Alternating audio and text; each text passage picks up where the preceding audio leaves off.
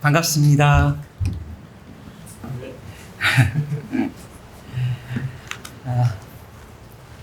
저는 2005년산, 8년산, 11년산 딸 아들을 갖고 있는 아빠입니다.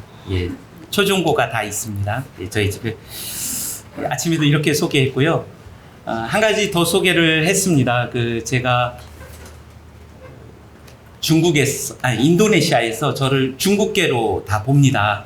근데 그냥 중국계로 보지 않고 다 부자 중국계로 저를 외모로 판단합니다. 그래서 실제로 그리고 제 옛날에 살이 빠졌을 때 별명이 주윤발이었습니다. 그래서 제가 비웃으면 건강에 안 좋습니다. 그래서 제가 결혼한 이후에 제 아내에게 사실은 내 별명이 주윤발이야 이렇게 이야기했더니 제 아내가 그러면 난 샤론스톤이지 이렇게 이야기했습니다. 근데 제 아내가 그 다음 말이 혹시 홍금보 아니냐고 저한테 얘기해가지고 본전도 못 찾았습니다. 제가 이 농담을 하는 이유는 선교사로 제가 어느 교회에 가서 설교하거나 안식년에 와서 가면 권사님들이 참 고생하셨다고 이렇게 울면서 기도하시는 분들이 계세요. 그런데 저의 외모를 보십시오. 제가 어디 고생하고 온 사람 같습니까? 일단 그리고 제가 선교를 희생이라고 헌신이라고 한 번도 생각해 본 적이 없습니다. 제가 오늘 히브리서 12장 2절 말씀을 읽었고 오전에는 또 베드로전서 1장 8절 말씀을 같이 읽었습니다. 거기에도 동일한 단어가 나옵니다. 즐거움이란 단어입니다. 기쁨이라는 단어입니다. 이 땅에 선교사로 오셔서 마지막 그 선교의 사명을 끝까지 감당하시는 십자가 앞에서도 주님께서 끝까지 지키셨던 하나의 정서는 즐거움이셨습니다. 말할 수 없는 영광스러운 즐거움이라고 베드로서에 그 흩어진 나그네로서 하층민의 삶을 살았던 그들 가운데 세상이 규정했던 그 어떤 세상이 규정한 하층민이라는 그 정체성과 상관없이 그들이 왕같은 제사장으로 하나님의 거룩한 나라요 소유된 백성으로서 지켰던 하나의 정서는 말로 닿을 수 없는 영광스러운 즐거움이었다라는 것입니다. 그것을 선교적 삶을 흩어진 나그네로서 살아야 했던 베드로 전서에 언급되어지는 나그네들의 정서뿐 아니라 예수 그리스도께서도 이 땅을 사시며 끝까지 선교적 사명을 감당할 때에 앞에 있는 즐거움을 위하여 부끄러움을 개의치 아니하셨다라고 말씀하고 있습니다. 저는 오늘 일상에 대해서 다룰 것인데요. 이러한 우리가 일상에서 어떠한 삶을 하자라고 얘기할 때 늘 조심스러운 부분이 제 안에 자리합니다. 그것은 선교가 하나님의 선교라는 전제 속에서 다루어져야 한다는 사실 때문입니다. 우리는 흔히 우리 자신이 무엇인가를 열심히 함으로써 하나님을 감동시키려고 하는 경향을 가지고 있습니다. 좀 더 리얼하게 어린 아이들의 용어로 얘기하면 예쁜 짓을 해야 예쁨을 받는다는 생각을 가지고 있습니다. 제가 하나 이야기를 해볼까요? 여러분들이 우리 형제 이야기로 들죠. 형제가 외모로 볼 때 중3? 몇 살? 중2? 미안해, 한 살 늦게 봤어요. 외모로 판단한 거죠. 아직 안 고쳐지고 있어요. 교회를 안 나오고 싶었어요. 아프지 않은데 아프고 싶었어요. 그래서 아프다고 자기 암시를 계속했어요. 난 아픈 거야. 아플걸? 진짜 아픈 것 같네? 그래서 주일날 엄마에게 아픈 척을 하면서 엄마 아빠 교회 다니세요? 예, 근데 안 나갔어요. 엄마 진짜 죽을 것 같아 라고 뻥을 쳤어요. 전문 용어로 구라라고 하죠. 그런 구라를 쳤는데 아픈 척하고 누워 있었는데 유튜브 보면서 게임하고 집에 불이 났어요. 막 뛰어나왔어요. 그런데 그대 방만 불탄 거야. 딱 거기만 불탔어. 그러면 나와서 어떤 생각을 하겠어요? 제가 원하는 답을 해줘야 돼 지금. 이상한 얘기를 하면 지금 강의 분위기가 얘기하세요. 괜찮아요. 어떤 생각을 하겠어요? 막 거룩하게 답하려고 하지 마요. 그냥 생각나는 대로.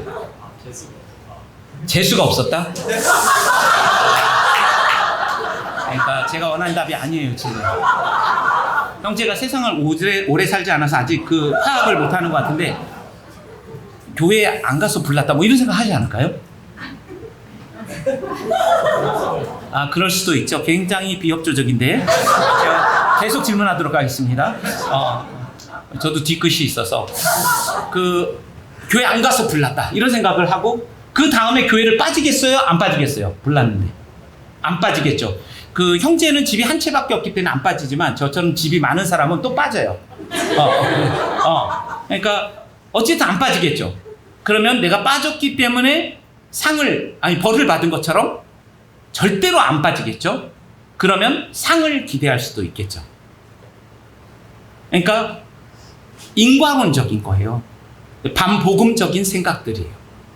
우리가 은혜의 복음을 안다면 설사 그런 일이 일어나도 하나님 우리의 행위대로 갚지 않으시는 은혜의 하나님이시고, 아무 일을 하지 아니하여도 경건치 아니한 우리들을 의롭다 하시는 그 일을 믿는 것을 우리로 의로 여기셨다는, 수동적으로 우리가 의롭게 되었고 하나님의 전적인 은혜로 양자되었다라는 그 지점에서 우리가 선교를 생각해야 되고 우리의 행위를 생각해야 되는 거라는 거죠.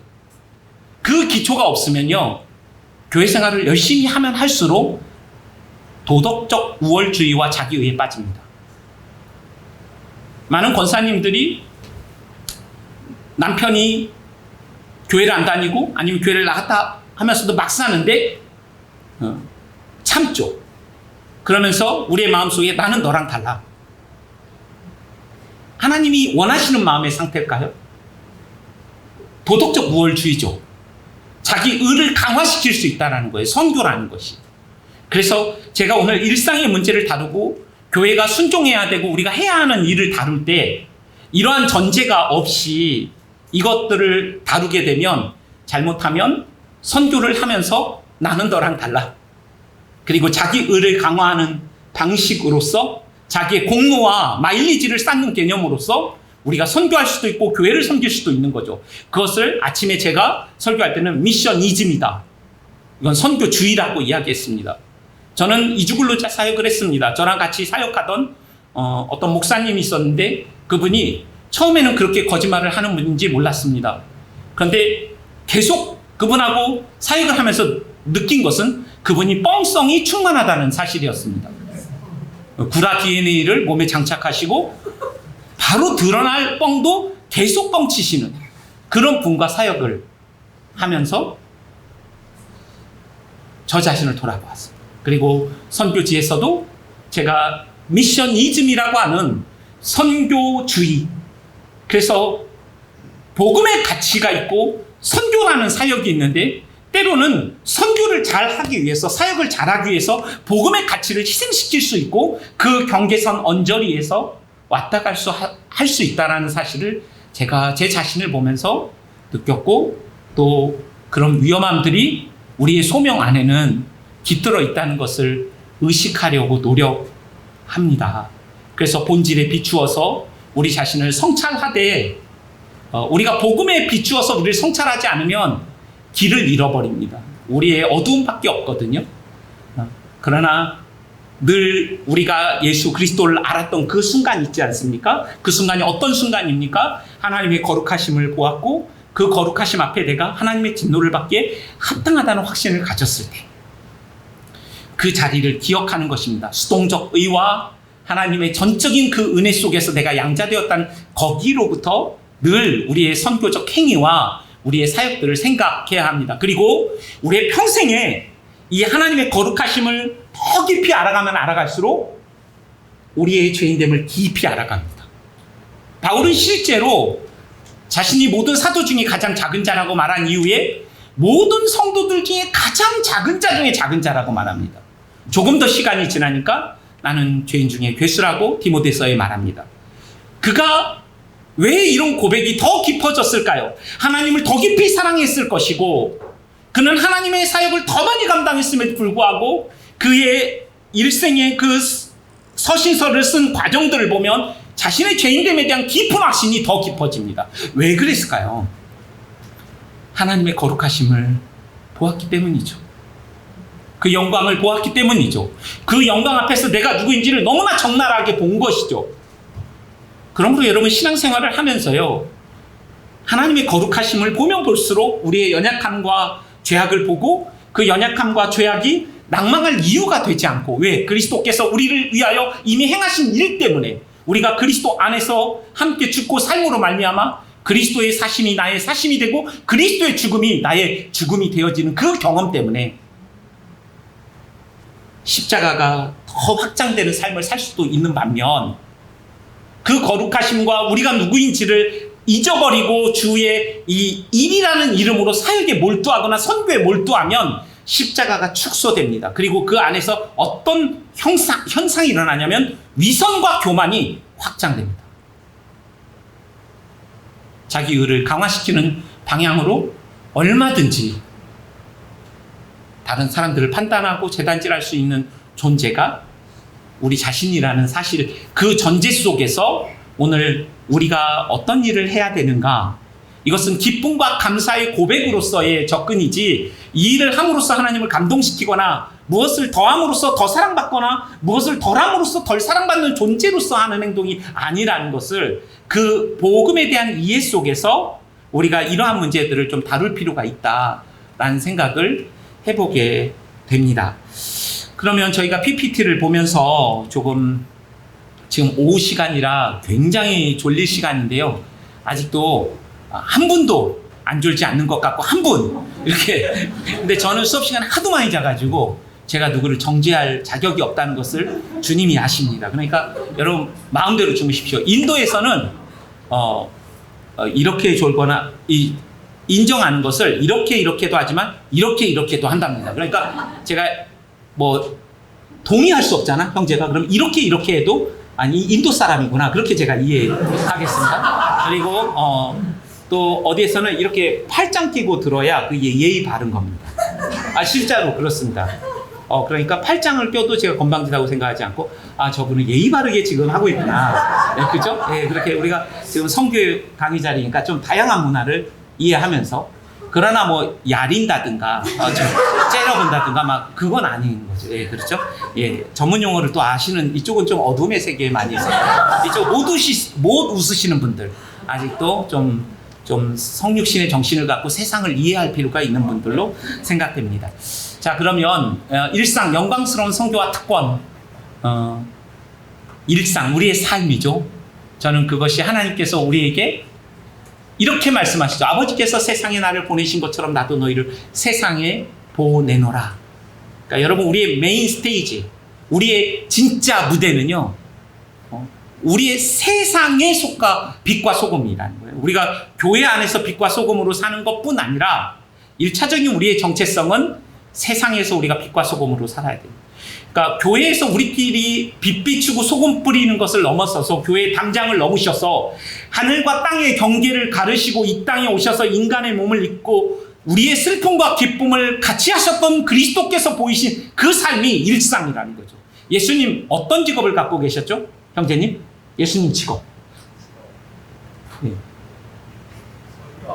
설교하고. 그건 공생애 때. 예수님 30년간 뭐 하셨죠? 예수님의 공생애만 읽었군요. 그러니까 말씀. 목수. 그 누나가 가르쳐줬죠. 네, 그래서 목수였습니다.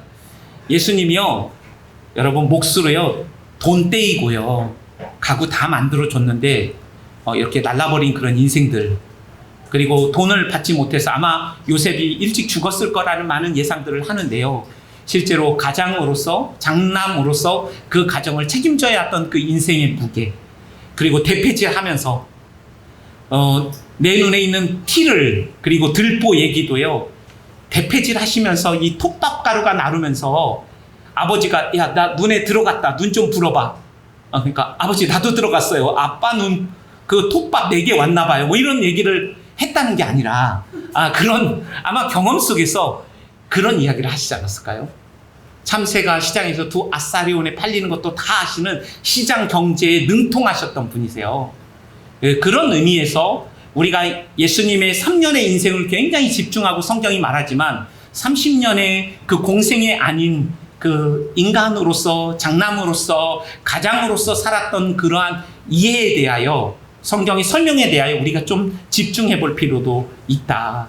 그리고 그 30년의 그 일상을 통하여 예수님께서는 아마 복음을 적실하게 아주 시의성 있게 그들의 들리고 보여지고 들려지는 그런 복음을 전하셨을 수 있을 거다. 그런 의미에서 우리가 일상을 깊이 이해한다는 거, 여러분들이 지금 일상을 살아간다는 것은 너무나 중요한 일인 거죠. 그런 의미에서 이 일상을 좀 다루어 보려고 합니다. 일상, 그러면 직장, 학교, 가정, 이런 내용들이 있죠. 나에게 일상이란 뭘까? 여러분, 옆에 분들하고 좀 나에게 일상, 그러면 어떤 생각이 나는지를 좀 한번 나눠보실래요? 옆에 분들과 일상, 그러면 어떤 생각이 나시는지. 이렇게 옆에 있는 분들하고, 예. 나 일상, 그러면 어떤 생각이 나지? 나에게 일상이란 뭘까? 일상하면 어떤 느낌이 나는지 또 나눠보세요. 무겁다, 기쁘다, 슬프다. 네, 한번 다 나누셨습니까? 네, 빨리 나누시는군요. 예. 자, 제가 이 강의가 사실은 저희 호프 선교에 있을 때 이제 정진원 선생이 저랑 같은 동료 선교사인데 이 내용으로 강의를 우리가 짜서 했던 그 내용들을 제가 좀 옮겨왔습니다. 그래서 제가 일상이라는 단어를 그 여러 친구들에게 좀 물어봤어요. 여기에 잘은 안 보이는데 제가 읽을게요. 일상, 그러니까 고민, 기쁨, 감사, 부담, 간당간당, 갈등, 이런 거 쓰신 분도 계시고요. 여기 또 딴 거를 보니까 재미가 없다, 일상이 밥이라고 쓰신 분도 계시고, 책임감. 뭐라고 그랬어요, 일상? 학교. 좋은 학생이네요. 5일 중에 며칠 나가요, 학교? 진짜요? 그렇군요. 다 나가네요. 예, 그래서, 예. 하여튼, 일상, 과정, 어떤 분은 선교 활동비 이런 것도 쓰셨어요. 부담되는 거죠. 예. 그래서, 일상 하면 이렇게 좀 안경에 비유해 볼까요?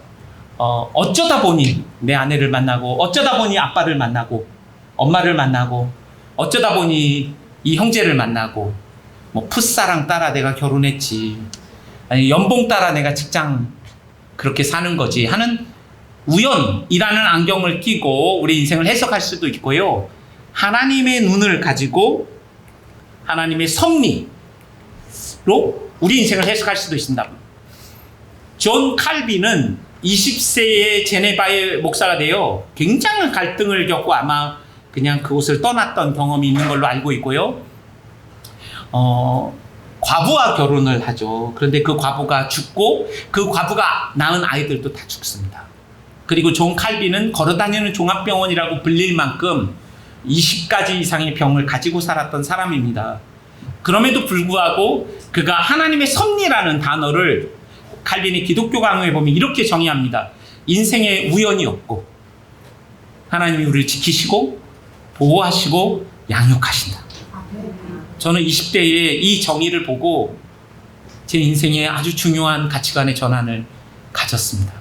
저희 가족 중 한 명이 너무 아프고 아무리 기도해도 하나님 응답하시지 않는 그 가운데 도무지 하나님의 뜻을 알 수 없고 주여 어느 때까지냐까 하는 이 시편 구절을 보고 하나님께 달려가서 눈물을 쏟아내고 새벽마다 하나님께 울어도 응답하지 않는 그 간절함을 가지고 살았는데, 이렇게 병 가운데 자식을 잃은 존 칼빈이라는 사람이 인생을 해석하는 하나의 렌즈를 저에게 던져줬어요. 인생에 우연이 없다. 그리고 하나님이 나를 지키시고 보호하고 양육하신다. 그러니까 똑같은 상황과 똑같은 환경을 경험하여도 우리가 어떤 환경을 끼고 우리의 인생을 볼 것인가, 그것에 따라서 인생은 해석의 문제인 것처럼 정말로 달라지는 것이죠. 그렇다면 우리가 먼저 벗어야 하는 안경이 있습니다. 어쩌다 보니 안경입니다. 룻기를 보면 이런 내용이 나와 있죠.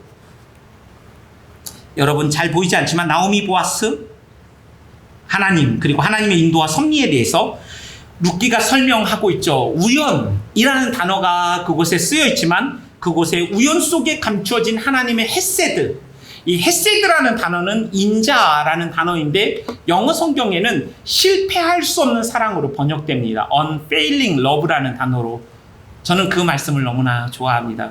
시편 63편의 유다 광야에서 다윗이 사울에게 쫓겼거나 장인이죠. 아니면 자기 아들인 압살롬에게 쫓겨서 죽음을 생각할 만큼 고통스러운 자식의 쿠데타를 통해서 백주대낮에 아내들이 다 모욕을 당하는 그런 상황 속에서 고개를 숙이고 맨발로 눈물을 흘리며 그 강과 그 광야를 걸어가야 했을 때 그가 썼던 시죠. 물이 없어 궁핍하여 마르고 유다 광야에서 죽음 앞에 직면했을 때 그의 머리를 스치고 지나가는 한 말씀이 있었죠.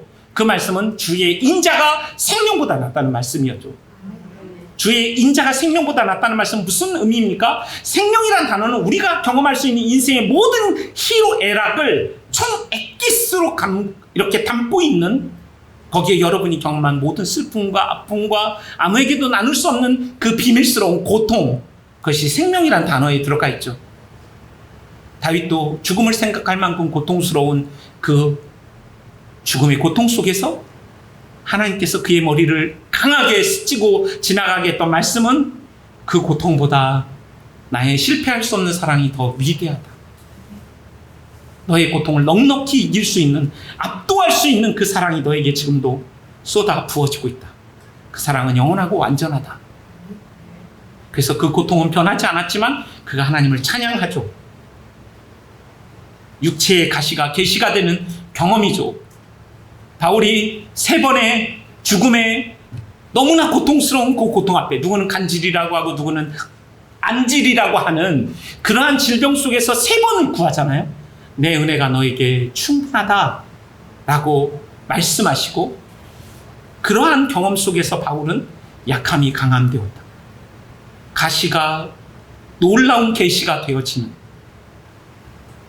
그 약함과 우리가 선택하지 않은 그 고통이 하나님의 섭리의 눈에서 재해석되어질 때는 이 고통 때문에 내가 사실은 살았고, 이 고통 때문에 하나님을 의지했다면, 이 고통이 없어 내가 내 맘대로 살고 내 멋대로 살고 내가 주인 되어 왕 되어 사는 그 비참하고 가련한 인생을 살 수 있지 않았기에 이 가시를 인하여 감사하고 가시 때문에 더 겸손하여진 그러한 인생의 그 하나님의 빚으신 흔적들이 하나님의 사람들 안에 면면이 나타나 있는 것이죠.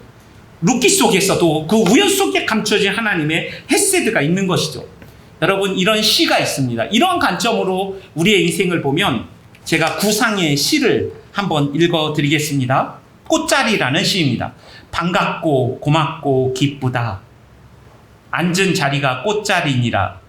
내가 시방 가시방석처럼 여기는 너의 앉은 그 자리가 바로 꽃자리니라. 반갑고 고맙고 기쁘다. 앉은 자리가 꽃자리니라. 앉은 자리가 꽃자리니라. 내가 시방 가시방석처럼 여기는 너의 작은 앉은 그 자리가 바로 꽃자리니라.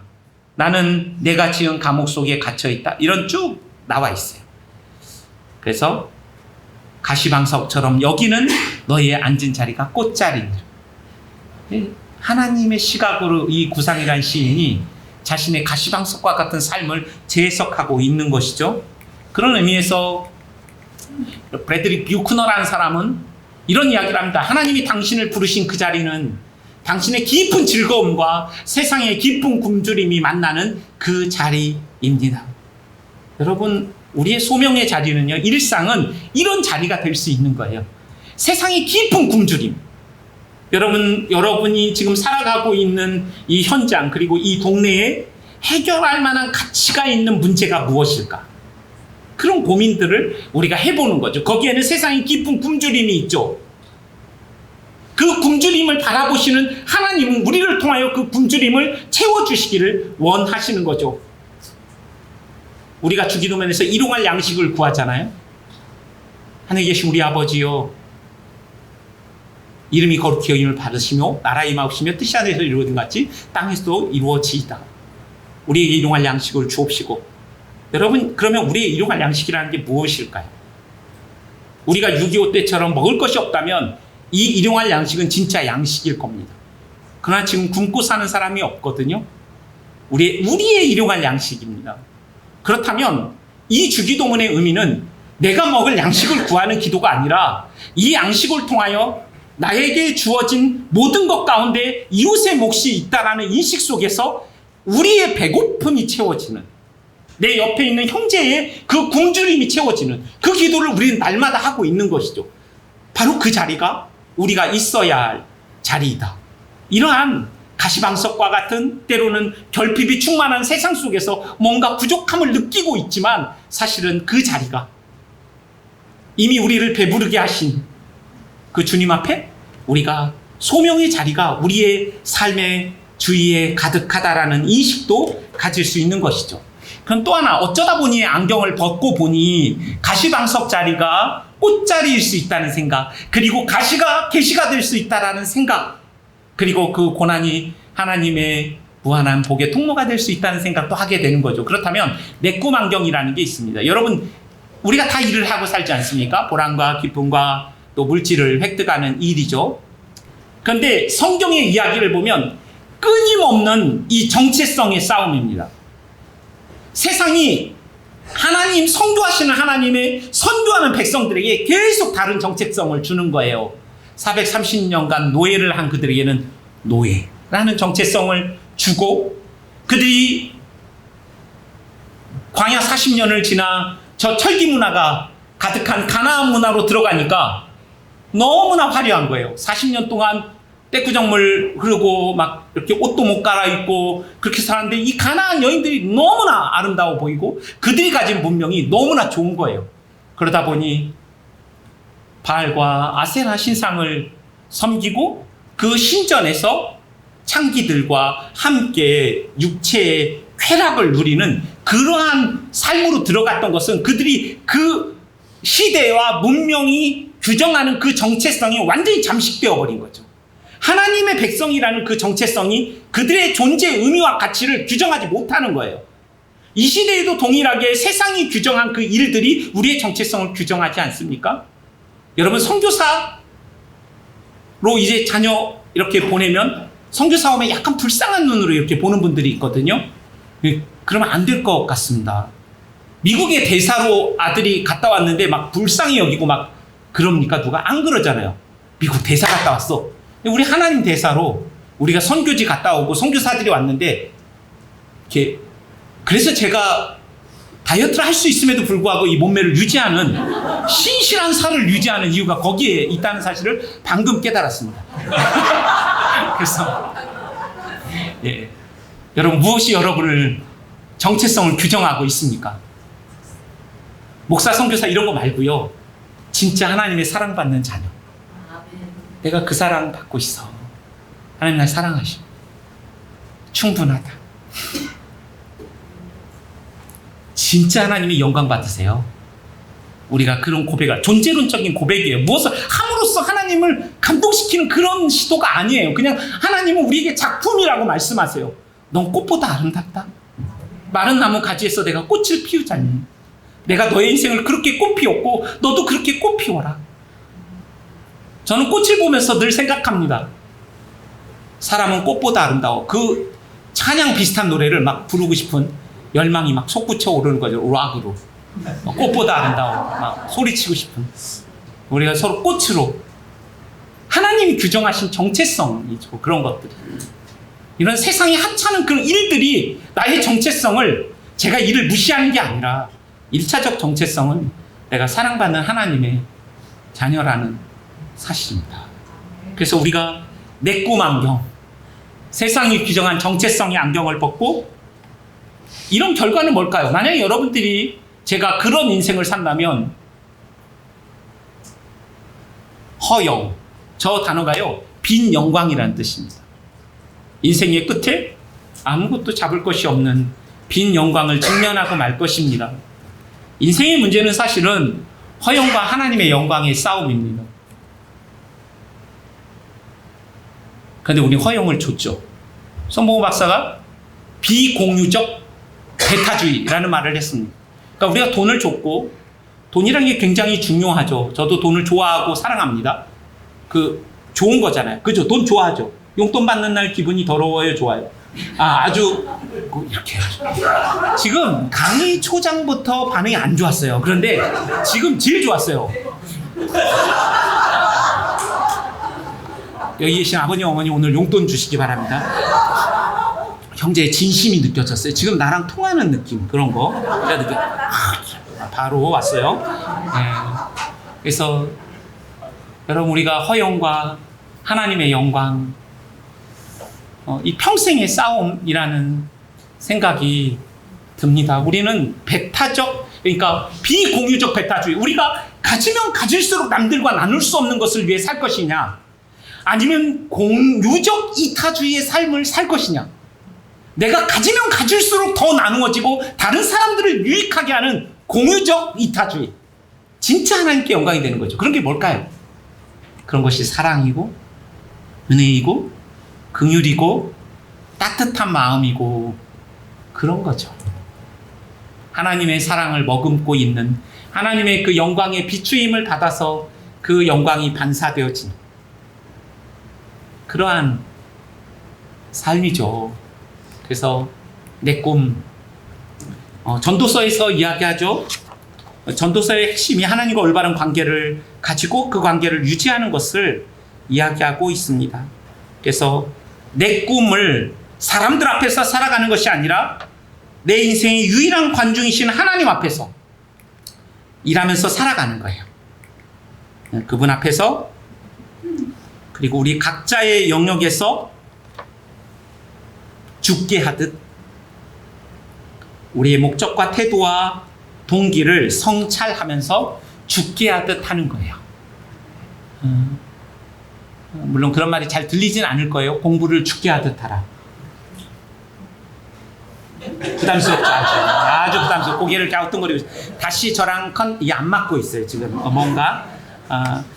근데 그런 마음으로 우리가 한 사람을 만날 때 하나님의 형상을 가진, 그 불교인이든 힌두인이든 하나님의 형상을 갖고 있는 무슬림이든 여기 와 있는 이주민이든 하나님의 형상을 갖고 있는 그 존재로서 우리가 그들을 바라보는 것, 그것은 내 꿈 안경이 아니라 하나님의 꿈을 생각하고 하나님의 영광을 사랑하며 살아가는 사람이겠죠. 그래서 이런 말을 합니다. 상대방이 어떤 사람인가를 알고 싶다면 그들이 사랑하는 것이 무엇인지를 물어보라. 그러니까 우리 상대방을 알려면 그 사람 직업이 뭔지, 연봉이 얼마인지 이런 거에 관심이 있지만, 사실 그 사람이 누구인가를 알려면 그 사람이 무엇을 사랑하는지를 보는 거예요. 그래서 그 제임스 스미스라는 사람이 습관이 영성이다라는 책을 썼는데, 그 책의 원 제목은 너는 네가 사랑하는 것이다 이거예요. 네가 사랑하는 것이 너다, 이런 제목을 갖고 있거든요. 잘 한번 생각해 볼 만한 문제죠. 무엇이 우리를 그렇게 기쁘게 하며 무엇이 우리를 그렇게 슬프게 하는가. 그것은 정확하게 내가 영광을 돌리고 있는 대상임에 틀림없죠. 모든 직업이 하나님이 세상에서 그의 사랑을 나타내기 위해 만든 것이다. 저는 사실은 선교사를 하나의 직업으로 봅니다. 그러니까 우리는 선교사 소명에 대해서, 선교사님들 이번에 23명 졸업했는데 거기에 내가 진짜 하나님께 부름받은 것이 맞는가 막 이런 고민을 갖고 가는 분들이 있거든요. 그럼 한번 들어보십시오. 여러분, 구원의 확신이 있으면 구원 받은 겁니까? 그럼 구원의 확신이 없으면 구원 안 받은 겁니까? 하나님은 구원의 확신을 가진 자녀를 원하시겠죠. 그러나 어떤 사람은 너무나 양심이 민감해서 정말 열심히 살고 하나님을 사랑하지만 내가 구원받기 합당한가? 어떤 율법주의적인 지식이 잘못돼서도 있을 수 있고요. 그럴 수 있지만 어떤 사람은 구원의 확신 하나에 있고 삶은 거의 동물판입니다. 제가 제 입에 그 말을 담을 수가 없어요. 상상이 되죠. 개판입니다. 잘 이해를 못 하시는 것 같아서 제 입을 더럽히겠습니다. 개판. 삶이 개판인데 구원의 확신 하나 가지고 있어요. 만약에 구원의 확신이 우리의 구원을 만약에 보장하는 것이라면 그건 행위 구원론 아니겠습니까? 소명이 있다고 해서, 너무나 확실한 소명이 있다고 해서 그 사람이 훌륭한 선교사의 삶을 살 수 있는가? 그럴 수 있는 가능성은 높지만 꼭 그런 것은 아니라고 생각합니다. 그런 의미에서 콜링스, 부르심들 중에 하나일 수도 있겠다. 그러면 더 콜링, 유일한 소명은 뭘까? 그거는 우리가 앞서 이야기한 하나님의 백성으로서 하나님을 영화롭게 하고자 하는 열정을 가진 사람. 여전히 내가 선교사로서 부적합하다고 생각하는 사람일 수 있어요. 아침에 이야기한 것처럼 선교지는 병원이고 선교사는 환자예요. 여전히 그리스도를 의지하지 않으면 하루를 살 수 없는 존재로 젖된 아이가 어미의 품을 바람과 같이 주님을 의존하는 그런 환자로서 선교지에 가서 이 병든 세상에서 주님이 나를 만지신 치유의 흔적을 가지고 그들을 만지고 그들을 치유하는 사람으로. 그러나 나는 여전히 부족함이 참 많아. 하나님의 은혜가 아니면 이 일을 감당할 수 없어. 완전한 소명이 아닌 것처럼 보일 수도 있지만 이 사람 안에는 하나님을 영화롭게 하고 그의 이름을 높이고 싶고 그의 이름을 너무나 소중히 여기고 싶고 나 때문에 하나님의 이름에 누가 되지 않기를 너무나 열망하고 있다면 그 사람은 선교적 소명이 있고 구원의 확신이 있다고 하면서 자기 멋대로 사는 사람보다는 아마 7,867.7배 나은 사람이 아닐까요? 이 수의 의미에 대해서 궁금해하지 마십시오. 그냥 한 겁니다. 훨씬 낫다라는 말을 한 겁니다. 저는 소명이 중요하다고 생각합니다. 선교사로서의 소명이 우리를 견디게 하거든요. 그러나 더 본질적으로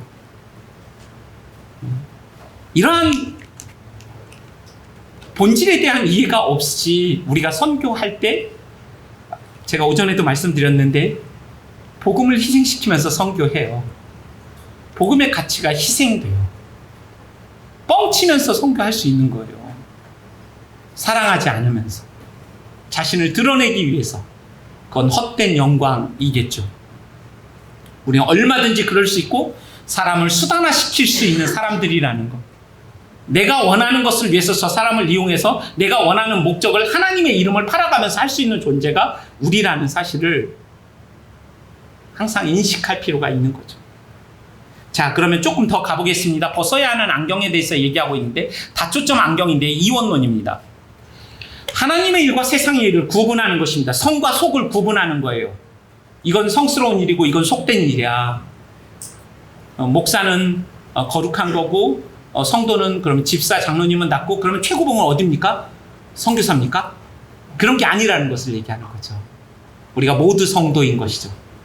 하나님 앞에 왕같은 제사장이고 직분과 질서의 차이로서 존재하는 것이죠. 그래서 마틴 루터는 젖을 짜는 안악내의 손과 설교문을 쓰는 목사의 손이 하등의 차이가 없다고 말합니다. 여러분, 우리가 이원론을 성과 속의 문제를 다루려면 세상에 대한 이해를 잘 가져야 됩니다. 성경이 세상을 뭐라고 얘기합니까? 조금 졸리신 분이 계신데 아무도 정죄할 수가 없습니다. 특히 저희 과거의 죄악들을 볼 때 더 정죄할 수가 없습니다. 성경은 세상을 두 가지로 이야기합니다. 세상을 사랑하라고도 얘기하고 하나님이 세상을 이처럼 사랑하세요. 그러나 세상에 야수성이 있습니다. 그래서 존 스토트는 우리가 두 가지를 피해야 한다고 말합니다. 세상의 빛과 소금으로 세상 한가운데 살아가면서 세상의 야수성을 이해하지 못하면 우리 세상과 동화되어 버립니다. 그러나 우리가 우리끼리 빛 비추고 소금 뿌림으로써 세상을 회피할 수도 있다고 말합니다. 더 적극적으로 그러면 우리가 두 가지의 이야기를 들어야만 한다고 말하는데 그 두 가지 이야기는 listening from 이렇게 씁니다. 들어야 됩니다. 두 가지로부터 세상으로부터 말씀으로부터 우리가 적극적으로 말씀으로부터 들을 뿐 아니라 세상으로부터도 귀를 기울여야 한다고 우리에게 이야기해 주고 있습니다. 그래서 실제로 조금 빨리 진행하겠습니다. 로마서와 에베소에 보면 여러분 다 아시는 것처럼 로마서 12장 그리고 에베소 4장에 보면 앞에 있는 복음의 내용을 이야기하고 뒤에는 순종에 대한 얘기를 하는데 실제로 요한복음 3장 36절에 보면 너희가 예수를 믿어 영생에 이르고 너희가 순종치 아니하여 멸망에 이른다고 말함으로써 믿음이란 단어와 불신이란 단어가 대조가 돼야 되는데 믿음이란 단어와 불순종이란 단어가 대조가 됨으로써 믿음과 순종이란 단어가 동의어라는 사실을 요한이 말해줍니다. 그뿐 아니라 바울은 로마서에서 1장과 16장에서 믿어 순종케 함으로써라는 표현을 통하여 우리의 믿음이라는 것이 단지 믿음만 있는 것이고 순종이 따르지 않는 그런 것이 아니라 믿음에는 순종이 따르고 이 순종 안에 믿음이 있다는 것을 보여주는 것입니다. 그래서 이러한 벗어야 하는 안경에 대해서 제가 얘기했고요. 그럼 좀 빨리 넘어가겠습니다. 소명 안경입니다. 우리가 써야 하는 안경인데요. 그냥 간단하게 얘기하면 여호와 하나님이 그 사람을 이끌어, 창세기에 나오는 내용입니다. 경작하고 지키게 하셨다. 이 경작하다라는 단어가요, 일하다라는 단어인데 예배라는 단어와 똑같은 단어입니다. 그러니까 구약에서 일과 예배가 분리되어 있지 않다라는 것입니다. 여러분이 청지기로서 주부를 한다면 그 어린 아이들을 위하여 밥을 하는 그 아낙네의 그 손길 속에, 그래서 그 제가 잘 기억이 나지 않는데 아브라함 카이퍼가 그런 얘기를 했는지 모르겠는데요. 그 실제로 그 아낙네들이 그 부엌에서 3번 그 밥을 할 때마다 그 하나님을 배웠고 예배하는 그런 심정을 그 설명한 글이 상당히 감동적이었던 글이 있었습니다. 그리고 지키다 이런 단어는 자연을 보호하고 지키다는 의미뿐 아니라 계명을 지키다 이런 뜻이 있습니다. 그래서 우리가 써야 할 안경이 소명 안경인데 이를 예배로 그리고 하나님의 부르심으로 이해할 수 있다는 것입니다. 여러분이 지금 하고 있는 일이 굉장히 만족스럽지 않을 수 있어요. 그러나 만족스럽지 않지만 그 일을 통하여 가족들을 부양하고 또 재정이 필요한 사람들을 또 도울 수 있다면 그 일은 너무나도 소중하고 가치 있는 일인 것이죠. 물론 그 일을 바꿀 수는 있겠죠. 그러나 지금 그 하는 일도 예배가 될 수 있고 하나님의 부르심일 수 있다는 생각도 우리가 해볼 수 있는 것이죠. 자, 그러면 우리는 세상에서 부름받았고 세상을 향하여 보내심을 받은 자입니다. 여러분의 일터로 하나님이 여러분을 날마다 저를 보내시는 것이죠. 그래서 저의 최전방은 선교사님들을 만나는 곳이라고 생각해요. 저의 훈련은 시도 때도 없이 문자를 막 보내시거든요. 12시에도 새벽에도 어려운 일이 있을 때 저는 이주근로자 상담을 했습니다. 5년간 목회를 했는데 이주근로자들이 무슬림들도 늘 상담소에 연락을 오는데 제가 한 번은 탈이 빠진 형제를 새벽에 연락이 왔는데 전화기가 꺼져서 그 형제를 돌볼 수가 새벽에 가서 도와주질 못했습니다. 그 이후에는 제가 전화기를 꺼놓지 않고 제 머리맡에 놓고 잤습니다. 새벽에 싸워서 오고 아파서 오고 부부싸움에서 오고 여러 문제들. 그곳이 저의 최전방이었고 안산이라는 그 이주근로자 상담센터가 저는 그 무슬림들을 날마다 만나면서 제가 복음을 처음에는 말이 안 돼서 직접 전하지 못했고 또 한계가 많았지만 말이 되면서는 여러 루트를 통하여 10번도 병원에 가고 그럼 저는 돈을 안 받거든요. 정말 받고 싶었지 않겠어요? 돈을? 정말 힘들었어요. 저는 안 받으려고. 한 번도 안 받았고 먹을 것만 받았어요. 지금 집중도가 좀 떨어지는 것 같아요. 형제가. 그죠? 인정하죠? 예.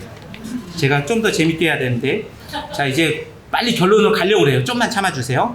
자, 그 다음 하나님 나라의 안경입니다. 여러분 잘 아시는 단어죠. 나라를 네이션이라는 단어를 쓰지 않고 킹덤이라는 단어를 씀으로써 하나님이 왕이시라는 거죠. 여러분 이미와 아직이잖아요. 세례 요한도 이해하지 못했어요. 하나님 나라는 한 번만 온다고 생각했어요. 세례 요한도. 그래서 지금과 장차 그날 주님의 날 이게 유대인들이 가졌던 시간적 이원론 속에서의 하나님 나라에 대한 이해였기 때문에 예수님이 이들을 심판하러 오셔야 되는데 그들의 생각에 심판주로 오셔야 되거든요. 메시아가. 그런데 사랑을 자꾸 하시니까 제자들을 풀어가지고 깜빵에 갇혀있던 세례 요한이 진짜 메시아 맞냐 물어보러 애들을 풀어가지고 뒷조사를 했던 그런 경험이 있는 것은 유대인의 관점이죠. 그렇다면 헬라 철학 안에서는 이 하나님의 나라를 어떻게 이해하냐면 성 속의 이원론으로 생각했습니다. 육체는 영혼의 감옥이라고 생각했어요. 그러니까 저 하늘만 선하고 이 세상은 내 집안이네. 맞는 말이지만 굉장히 헬라적인 생각인 거죠. 사실은 하나님의 나라는 우리가 가는 것이기도 하지만 오는 것이라고 말하잖아요. 하나님의 나라가 임하옵시며 언제 임합니까? 우리가 순종하고 기도할 때 하나님의 나라가 임하죠. 그리고 정말 유대인도 생각하지 못하고 사탄도 생각하지 못했던 하나님의 놀라운 비밀이 선포되는데 하나님의 나라가 2번 온다는 사실이었어요. 하나님이 이미 왔고 다시 오신다는. 그래서 이미와 아직 사이에 여러분과 제가 살아가고 있는 것이죠. 이것이 성경이 말하는 하나님의 나라의 관점이죠. 이것은 우리의 구원과도 연결되어 이해할 수 있어요. 여러분이 이미 의롭게 되었지만 아직은 어떻습니까? 우리가 살고 있는 이미와 아직은 어떤 곳입니까? 사탄이 역사합니다. 죄송합니다. 넘어갔네요. 사탄이 역사하고요. 우리와 다른 세계관을 가진 사람들과 살아가고 우리는 육신의 연약함을 가지고 있습니다. 말씀을 읽어야 되지라고 생각하지만 말씀 보는 것보다 넷플릭스가 재밌는 건 참 아직도 해결되지 않는 제 인생의 숙제입니다. 전 넷플릭스는 보지 않고 유튜브. 예. 그러나 이 이미와 아직이 있기 때문에 여러분과 제가 여기에 있는 거예요. 선교의 시대이고 은혜의 시대이고 그리스도의 사랑이 아직 우리에 들지 아니한 많은 하나님의 백성들 때문에 하나님께서 교회인 여러분과 저를 이 땅에 두시고 자신이 아는 하나님의 선교에 우리를 초청하여 참여하게 하시는 놀라운 영광스러운 특권과 기회를 오늘 또 여러분과 저에게 허락하고 계시는 겁니다. 자, 그렇다면 이제 우리가 생각해 볼 것이 있습니다. 인문학에서 3가지 질문을 던집니다. 이렇게 나는 누구이며 어떻게 살고 어떻게 죽을 것인가. 근데 이걸 2가지 질문으로 던집시다. 우리는 어떻게 살 것인가, 나는 누구인가, 그리고 나는 어떻게 살고 죽을 것인가. 여러분, 이것이 성경에서 가르치는 내용입니다. 칼빈은 말합니다. 성경은, 기독교 강요에서 말하기를 성경은 하나님과 인간에 관한 지식이다. 나는 누구인가? 너무나 중요한 문제입니다. 그리고 어떻게 창의적으로 살고 은혜롭게 죽을 것인가. 그래서 성경이 우리에게 이렇게 얘기하고 있습니다. 여러분, 이 내용을 잠깐 보고 제가 결론으로 빨리 가겠습니다. 여러분, 팔복을 보면 앞에 있는 4가지는 존재에 관한 설명입니다. 가난하고 애통하고 온유하고 예줄이고 목마름. 그리고 긍휼과 청결과 화평과 의가 나오는데 이건 doing, 열매에 해당하는 내용입니다. 그런데 로이드 존슨은 이렇게 말합니다. 가난함이 없이 어찌 그 사람이 긍휼히 여길 수 있겠습니까? 애통하지 않는 사람이 어떻게 하나님 앞에서 청결할 수 있겠습니까? 온유하지 않은 사람이 어떻게 피스메이커, 화평케 하는 자로 살 수 있겠습니까? 의에 줄이고 목마름이 없이 어떻게 의를 위하여 핍박받을 수 있겠습니까? 이 팔복의 구조가 나는 누구인가의 문제를 다루고 있고 어떻게 창의적으로 살고 죽을 것인가의 문제를 다루고 있고 우리의 정체성에 있어서 우리가 하나님과 어떤 관계 속에서 살아야 되며 그러한 관계 속에서 우리는 어떤 사역을 하면서 이 땅을 살아야 되는가. 하나님이 아직도 오늘 우리가 예수님을 정말 믿는다면 오늘 불러가셔도 우리는 천국의 낙원에 이를 것이고 주께서 오시는 날 천국으로 우리는 들려옴을 받을 것입니다. 그런데 오늘 또 우리를 이 땅에 두시는 분명한 이유가 있으시겠죠. 그런 의미에서 하나님은 우리와 관계하고 싶으실 뿐 아니라 이 관계에서 나오는 그 자연스러운 그 열매 속에서 우리가 어떠한 사역, 어떠한 소명을 따라 이 땅에 살 것인가.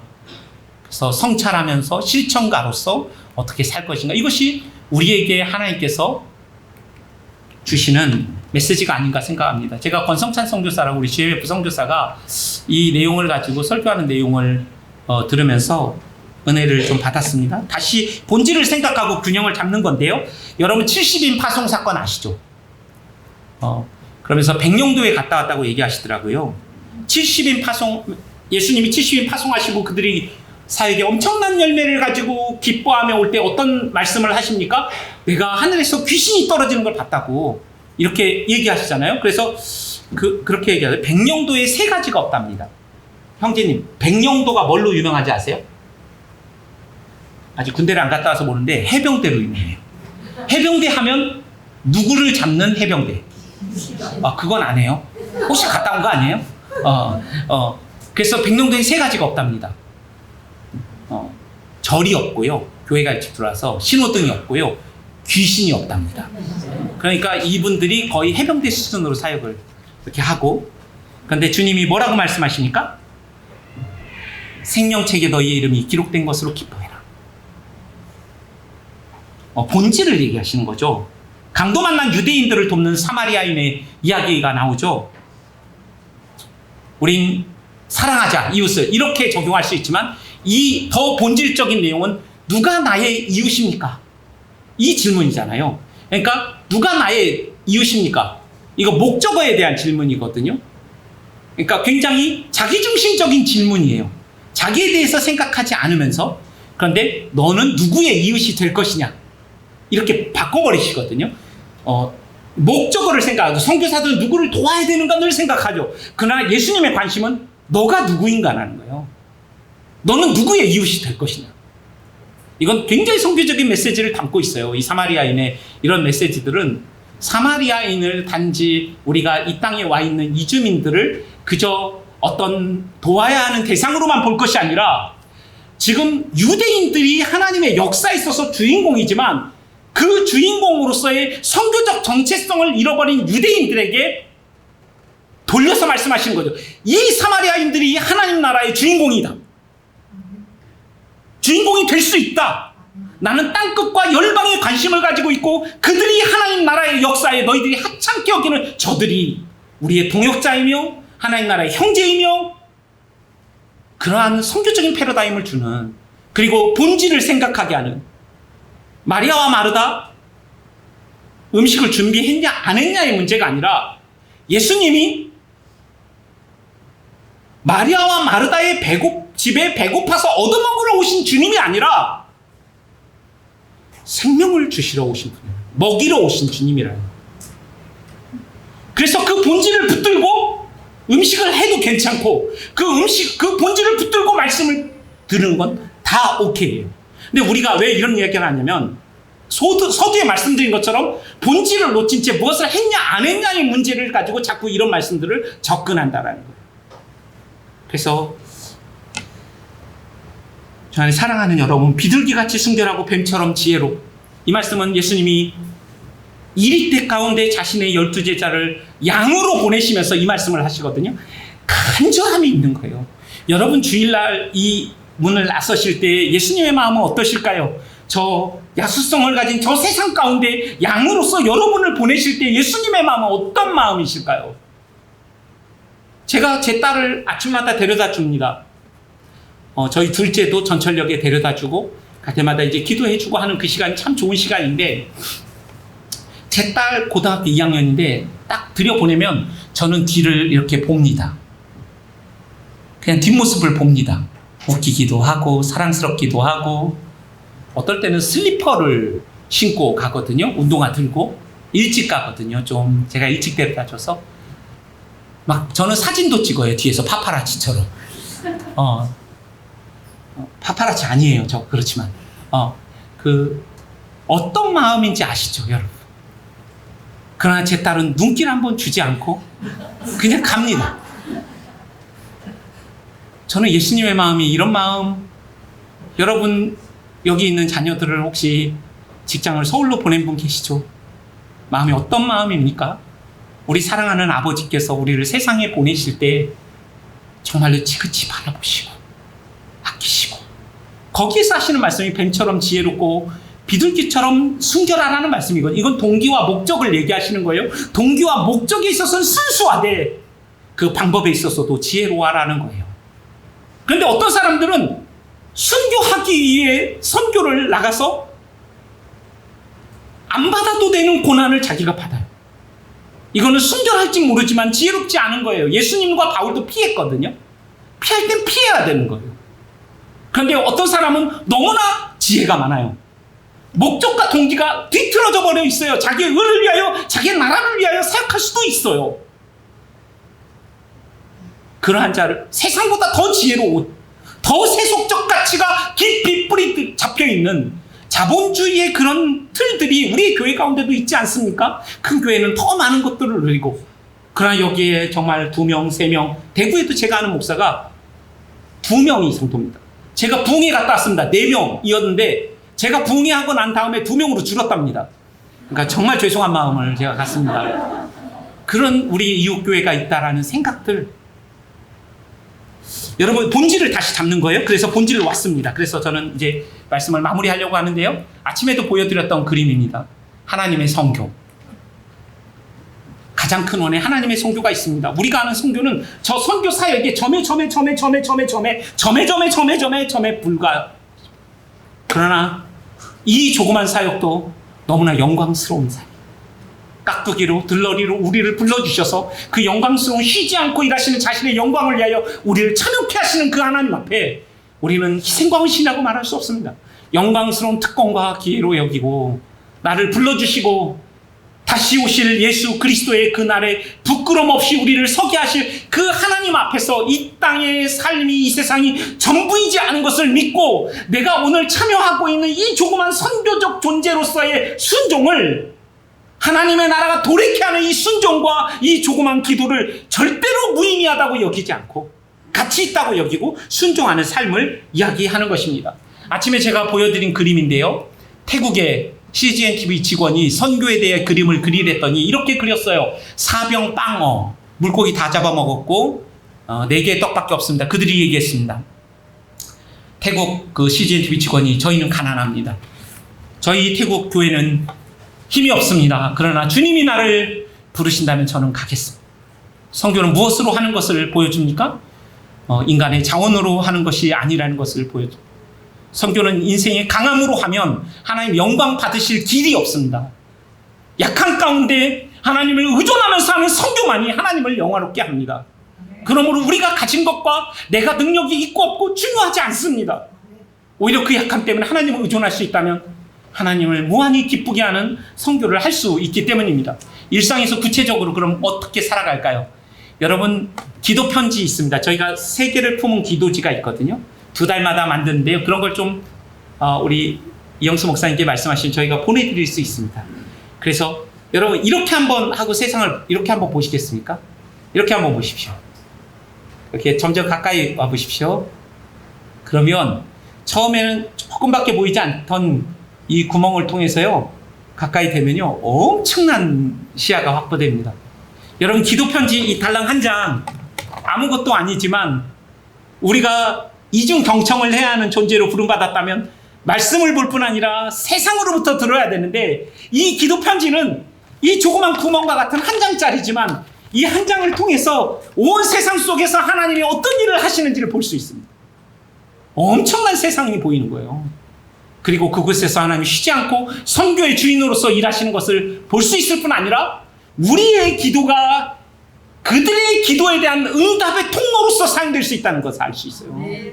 여러분들이 그 기도 제목을 보고 내 돈, 내 삶이 담겨있는 10,000원이라도 떼서 그들에게 보내고 내 시간에 1분이라도 떼서 그들을 위하여 기도한다면 여러분은 삶을 드리고 있는 거죠.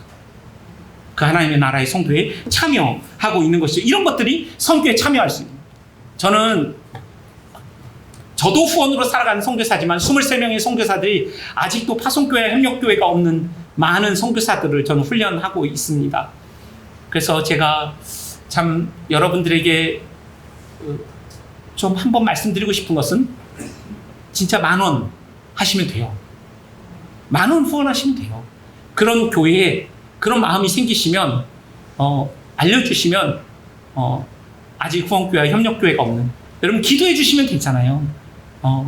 여러분의 삶을 떼서 하는 거니까 재정이 없는 분은 1분이라도 그분을 위해 기도하시고 안 되는 분 5,000원 해도 돼요. 그런 소액들이 저는 기다리는 선교사들이 굉장히 많이 있다는 것도 알려드리고 여러분들도 그렇게 참여할 수 있다는 것을 알려드리고 싶습니다. 여러분, 사랑하면 창의적이 됩니다. 여러분, 결혼하기 전에 어떻게 자매를 꼬시셨습니까? 달 따러 오라고 하면 달을 따러 갈 준비가 되어 있습니까? 좋아하는 자매가 되어 있죠? 누구를 마음에 품고 있습니까? 네, 나중에 얘기합시다. 그러나 결혼한 이후에 달이 밝다고 그러면 달이 너게 뭐라고 하냐고 막 따지고 묻고 이런 변하는 남편들, 그러나 그런 자매도 있다는 것을 알고 있습니다. 사랑하면 창의적이 됩니다. 여러분, 우리가 창의적으로 도울 수 있는 거죠. 이 표를 좀 설명하고 그냥 오늘 제가 마치려고 합니다. 여러분, 세상을 놀라게 하다는 마이클 프로스트 선교적 교회를 이야기하는 형제는 5가지 습관으로 우리가 선교에 참여하고 전도에 참여하는 것을 이야기했습니다. 그리스도인의 삶 가운데요, 한 주에 3명을 만나라는 거예요. 이 사람의 얘기는. 그래서 성도 1명하고 식사를 하고 축복하는 거. 그러니까 마크 트웨인이 얘기하잖아요. 칭찬 한마디로 2달을 살 수 있다. 이런 것처럼 축복하는 메시지와 칭찬을 하라는 거예요. 예수 믿는 사람 1명, 우리 교회 사람 1명, 안 믿는 사람 1명, 또 1명은 뭐 상관없이 1명. 편지를 쓰거나 아니면 선물을 해도 좋다고 얘기합니다. 조그만. 여러분, 선물 받는데 기분이 막 더럽지 않잖아요. 좋잖아요. 그리고 식사를 그렇게 하라는 겁니다. 1명 교인들과 또 안 믿는 사람들과 일주일에 그렇게 이렇게 제안을 하는 거예요. 그리고 예수님의 말씀을 듣고 예수님의 말씀을 배우라고 하는데, 저는 여기에서 예수님의 말씀을 듣고 배우는 것뿐 아니라 세상의 이야기를 그들에게 들으십시오. 안 믿는 분들에게, 구도자들에게 또 배우십시오. 그들의 삶의 지혜를 배우고 인생을 나누면서 그들의 친구가 되어주는 겁니다. 그리고 내가 보냄받은 자로서 살았을 때 어떠한 경험을 했는지를 글을 쓰라는 건데, 이거는 우리의 정체성, 아버지께서 우리를 세상의 편지로, 대사로, 향기로 보내셨다는 사실. 요한일서 1장의 말씀, 1절의 말씀처럼 창조주이신 하나님이 태초부터 계셨는데 보이지 않는 하나님을 예수가 오심으로써 보여주고 들려주고 만질 수 있도록 주목하여 보도록 한 것처럼 이제 너희도 살라는 그 말씀 앞에서 살아가는 거예요. 아, 누가 나를 통해 예수를 보았을까? 내가 직장에 갈 때 우리 직장에서 일하시는 분들에게 편의점에서 1+1을 사는 거죠. 그래서 내려드리고, 커피 비싸잖아요, 핸드드립이요. 그런데 여러분 100g 뭐 이런 거 아주 싸게 살 수 있는 방법도 있습니다. 제게 연락 주시면 1kg의 코케어니 그레이드 1을 28,000원에 드리도록 하겠습니다. 아, 제가 드리는 건 아니고 커미션 없고 소개할 수도 있습니다. 그거면 한 몇 주간 수많은 동료들을 섬길 수 있습니다. 편의점에서 얼음을 2kg짜리인가요? 3kg짜리 사면 3,000원인가? LG U 플러스는 10% 할인됩니다. 그런 거 사다가 냉동실에다 쟁여놓고 타는 겁니다. 저는 대학을 졸업한 한 형제가 선교단체에서 어떻게 제가 직장에 가서 섬겨야 돼? 커피를 배워라. 가르쳤어요. 저는 많은 선교사님들과 목사님들이 커피를 가르쳐 드렸어요. 환대의 정신이 있는 거죠. 이 하스피텔러티라는 이 환대라는 단어는 병원이라는 단어와 똑같은 치유하다라는 의미가 있습니다. 그래서 여러분, 제가 조금 더 준비는 했는데요. 그냥 너무 많은 시간을 썼습니다. 여러분들에게 너무 좀 많은 시간을 쓴 것 같아서 제가 여기에서 좀 마치려고 하고요. 기도했으면 좋겠습니다. 같이. 여러분, 우리 일상이 영광스러운 특권과 기회입니다.